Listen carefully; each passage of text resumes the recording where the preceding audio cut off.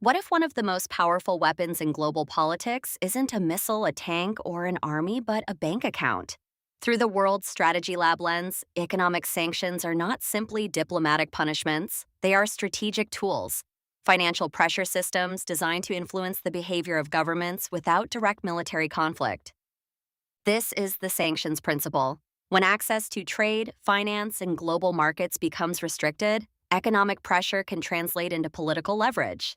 Economic sanctions work by limiting a country's ability to participate in the global economic system. Governments or international organizations impose restrictions that may target trade, financial transactions, technology transfers, or access to international banking networks. Finance becomes a battlefield. Instead of deploying soldiers, sanctioning nations apply economic constraints intended to weaken industries, disrupt supply chains, and pressure leadership to change policies. Economic isolation replaces military confrontation. Sanctions can take several forms. Some are broad measures targeting an entire country's economy. These can restrict exports, imports, and international investment. Others are targeted sanctions aimed at specific individuals, companies, or government institutions. Precision increases pressure. Modern sanctions often focus on financial systems.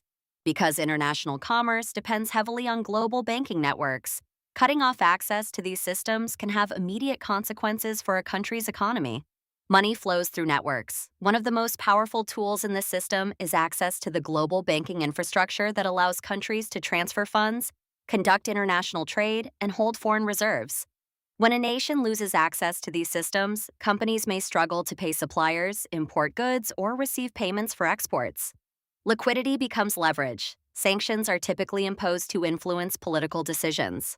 Governments may use them to respond to territorial disputes, human rights violations, military aggression, or nuclear proliferation concerns. Economic pressure becomes diplomacy. Throughout modern history, sanctions have been used in a variety of geopolitical situations. Countries such as Iran, Russia, North Korea, and others have faced significant economic restrictions designed to alter government behavior or limit strategic capabilities.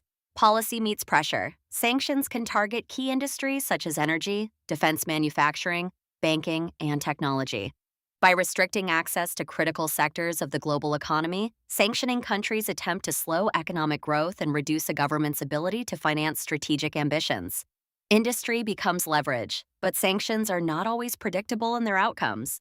While they can create financial pressure, they may also lead targeted countries to seek alternative trading partners, develop domestic industries, or build parallel financial systems. Pressure can create adaptation. Some nations respond to sanctions by strengthening economic ties with other partners, diversifying supply chains, or developing alternative payment networks to bypass restrictions.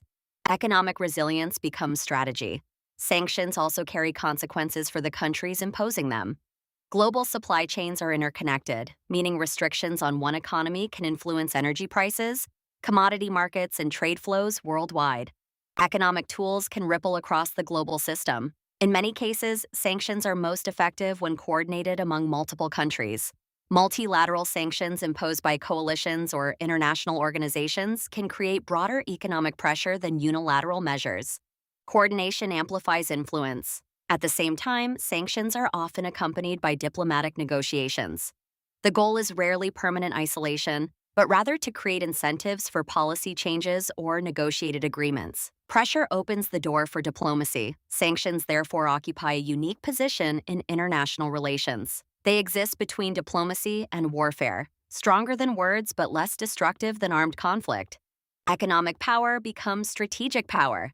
Finance as leverage, trade networks as influence, industry as pressure, economic isolation as strategy. The world's economy is deeply interconnected. Every country relies on networks of trade, finance, energy flows, and technological supply chains. When access to these systems is restricted, the impact can travel quickly across entire industries and economies. Because in the modern world, economic connectivity is both a strength and a vulnerability. And when global powers seek to influence events without firing a single shot, they often reach for the silent weapon of economic sanctions. Subscribe to World Strategy Lab for more strategic systems decoded through geography, economics, and global power. Because in geopolitics, power is not only measured in armies, sometimes it is measured in access to the global economy.